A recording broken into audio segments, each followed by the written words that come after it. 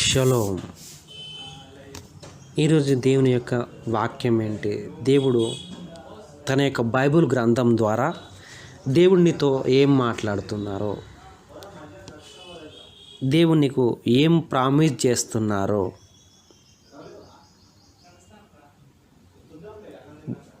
Bible ద్వారా నీతో ఏం మాట్లాడుతున్నారు. The book of chapter Psalms 108 and verse 1 చెప్పేది ఏంటి? దేవా, నా హృదయము నిబ్బరముగానున్నది, నేను పాడుచు స్తుతిగానము చేసేదను, నా ఆత్మ పాడుచు గానము చెయ్యును. O God, my heart is fixed, I will sing and give praise even with my glory. దేవా, నా హృదయము నిబ్బరముగానున్నది అంటే ప్రశాంతంగా ఉంది,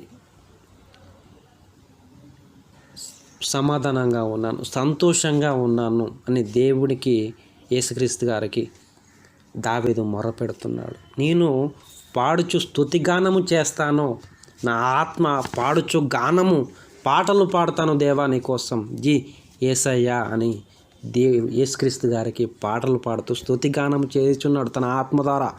ఎందుకు తెలుసా? ఎప్పుడైతే అతను,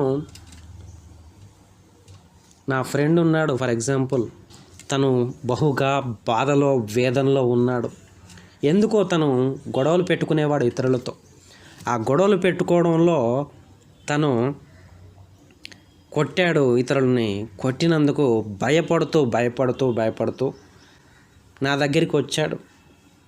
నా దగ్గరికి వచ్చినప్పుడు అతను భయంతో, వివిధ రకాల టెన్షన్స్తో, ఎవరు చంపుతారు, ఎవరు నన్ను పట్టుకెళ్ళి చంపుతారు అనేటువంటి టెన్షన్స్తో, హృదయంలో నెమ్మది, సమాధానం, సంతోషం లేకుండా భయభీతులతో ఉన్నాడు. ఆ భయభీతులతో ఏం చేయాలో చచ్చిపోయేటువంటి ఆలోచనలు కలిగి ఉన్నాడు. అలాంటప్పుడు నేను తనని ఏం చేశాను అంటే, తనని దేవుడి సన్నిధికి తీసుకెళ్ళాను, చర్చికి తీసుకెళ్ళినప్పుడు అతని గురించి ప్రార్థన చేశారు. అతని గురించి ప్రార్థన చేసినప్పుడు అతని హృదయము ప్రశాంతంగా అవ్వడము, తను ఎంతో సంతోషభరితంగా కావడము, తన యొక్క భయాలన్నీ పోవడము జరిగింది, రకరకాల టెన్షన్స్ పోవడం జరిగింది. అతని హృదయము ఎంతో గడబిడగా ఉండే హృదయము ప్రశాంతంగా, ధైర్యంగా మారింది. అతను ఎవరినైతే కొట్టాడో, ఎవరినైతే బాధ పెట్టాడో అవన్నీ కూడా లేకుండా, గుర్తుకు లేకుండా, టెన్షన్ లేకుండా చేశాడు. కొట్టిన వాళ్ళు ఎవరైతే కొట్టబడ్డ వారు ఉన్నారో వారు కూడా అతని మీద ఎటువంటి దాడి చేయకుండా దేవుడు తనను ఎంతగానో దీవించాడు. తన హృదయాన్ని నిబ్బరంగా, ధైర్యంగా వారిని కాపాడాడు పర్సన్ని. అలా తన దగ్గరికి వచ్చిన వారిని దేవుడు కాపాడతాడు, ప్రేమతో ప్రేమించి వారిని దీవించినందుకు. అలా అతను దీవించినందుకు అతను దేవునికి పాటలు పాడాడు. తన హృదయం అంతటితో పాటలు పాడినప్పుడు దేవుడు సంతోషపడ్డాడు, దేవుణ్ణి మహిమపరచాడు తన పాటల ద్వారా. ఆ యొక్క డేవిడ్ అనే వ్యక్తి ద్వారా దేవుడిని నిత్యము ఘనపరిచాడు. జీవితాంతము కూడా అలా దేవుడు అతన్ని దీవించినందుకు, అతని హృదయాన్ని అతన్ని కాపాడినందుకు శత్రువుల నుంచి ఎంతగానో దేవుణ్ణి స్తుతింపసాగాడు. నీకు ఈరోజు ఏదైనా పరిస్థితుల గుండా ఉన్నావా? ఏదైనా భయాల చేత ఉన్నావా? ఏదైనా అప్పుల ఊబిలో ఉన్నావా?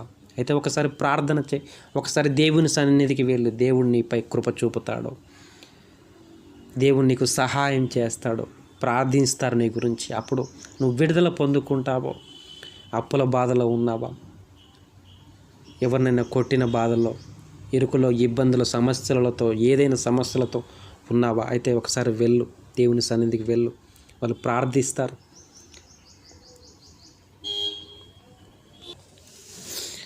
అలా దావీదు దేవుణ్ణి నిత్యము స్తుతింపసాగాడు. ఎందుకంటే దేవుడు అతన్ని కాపాడినందుకు, అతనిపై కృపను, ప్రేమను చూపించినందుకు, ప్రతి విషయంలో ముందుండి నడిపించినందుకు అతన్ని ఎంతగానో అతడు దేవుణ్ణి బైబిల్ గ్రంథంలో ఉండే దావీదును ఎంతో ప్రేమించాడు కనుకనే తనకు విడుదల ఇచ్చాడు తన శత్రువుల నుంచి.